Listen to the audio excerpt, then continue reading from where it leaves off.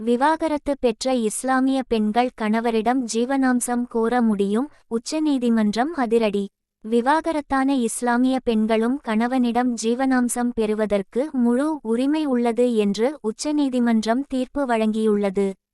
சமீபத்தில் தெலங்கானா உயர்நீதிமன்றத்தில் நடந்த வழக்கில் ஒன்றில் விவாகரத்து செய்யப்பட்ட மனைவிக்கு கணவன் ஜீவனாம்சம் வழங்க உத்தரவிடப்பட்டது.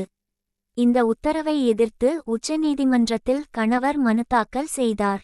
அந்த மனுவை தற்போது தள்ளுபடி செய்துள்ள உச்சநீதிமன்றம், சட்டப்பிரிவு 125 இன் கீழ் விவாகரத்து செய்யப்பட்ட மனைவிக்கு கணவன் ஜீவனாம்சம் வழங்கியாக வேண்டும். எந்த மதத்தைச் சார்ந்தவராக இருந்தாலும் திருமணமான அனைத்து பெண்களுக்கும் அது பொருந்தும். மதச்சார்பற்ற சட்டத்தை முஸ்லிம் பெண்கள் விவாகரத்து மீதான உரிமைகள் பாதுகாப்பு சட்டம் 1986 விஞ்ச முடியாது. ஜீவனாம்சம் என்பது பெண்களின் உரிமை.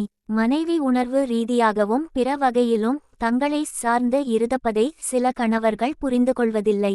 இந்திய குடும்பங்களில் இல்லத்தரசிகளின் பங்கையும் தியாகத்தையும் அங்கீகரிக்க வேண்டிய நேரம் வந்துவிட்டது என்று உச்சநீதிமன்றம் தெரிவித்துள்ளது.